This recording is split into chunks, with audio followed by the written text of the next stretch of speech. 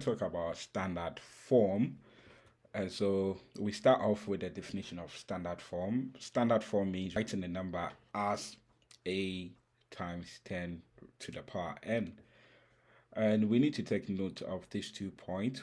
A is the number between 1 and 10, and it can't be a decimal. And then n is an integer. So n can be a positive integer or a negative integer. In other words, n can be a positive number or a negative number. So let's say n can be 2 or negative 3 or, any positive or negative number. Let's have a look at some examples of standard form. So example 1, we can have 3 times 10 raised to the power 4. A is a 3 here, and as you can see, is between 1 and 10. And n here is the 4 here, which is a positive integer. Let's have a look at another example. If we have 5.2 times 10 raised to the power minus 6. So remember, a can be a decimal. So this is a, which is 5.2 times 10, and n can be a positive or negative integer. So n here is a negative integer. Now the next thing we're going to look at is we're going to look at writing numbers in standard form, and we're going to look at 2 types of numbers, a big number and then how to write small number in standard form. So an example of writing a big number in standard form, we can have 56,000. A standard form has to be in the form a times 10 raised to the power n. And so if you want to write that, you can't write 56 because our number a would have to be between 1 and 10. And so we write 5.6 times 10. Now you need to know the number to put here, or n. To know that every whole number has got a decimal at the end. And so what this means is look at how many times you've moved the decimal to get 5.6. So let's count it. 1, 2, 3, 4. So you can see that we've moved the decimal 4 times, and so our n becomes positive 4. So this is how we write numbers or big numbers in standard form. Let's have a look at another example. 230,000. How can we write that in standard form? Remember, it has to be in the form a times 10n,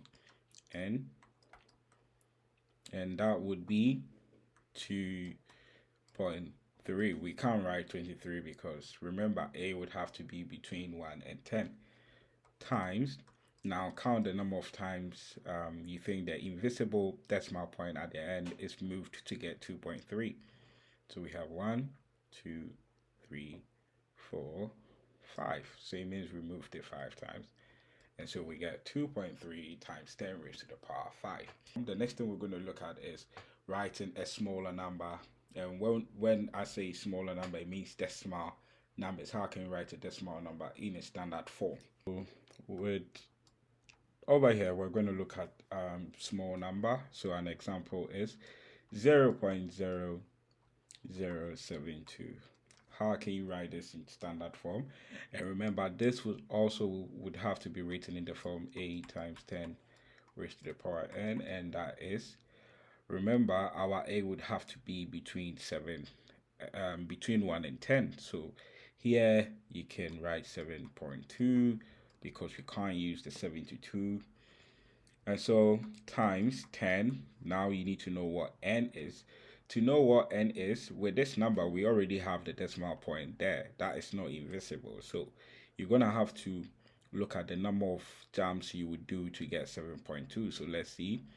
1, 2, 3. It means we did it 3 times to get 7.2. And once you move it that way, if it's a decimal number, it means it becomes a minus 3.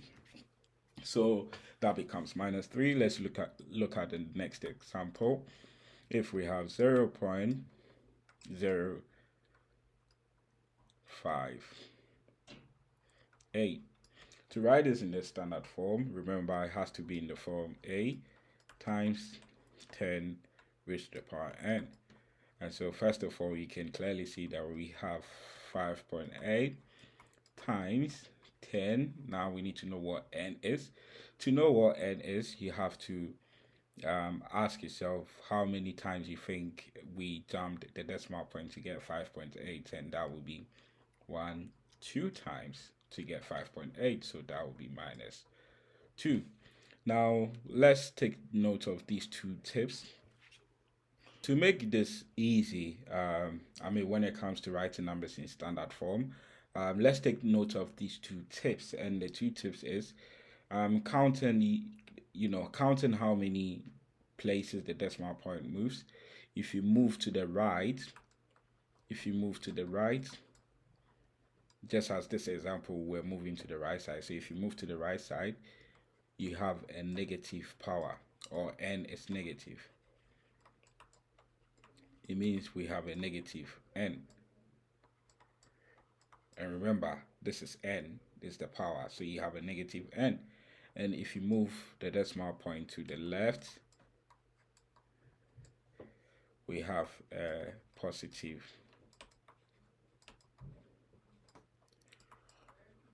n.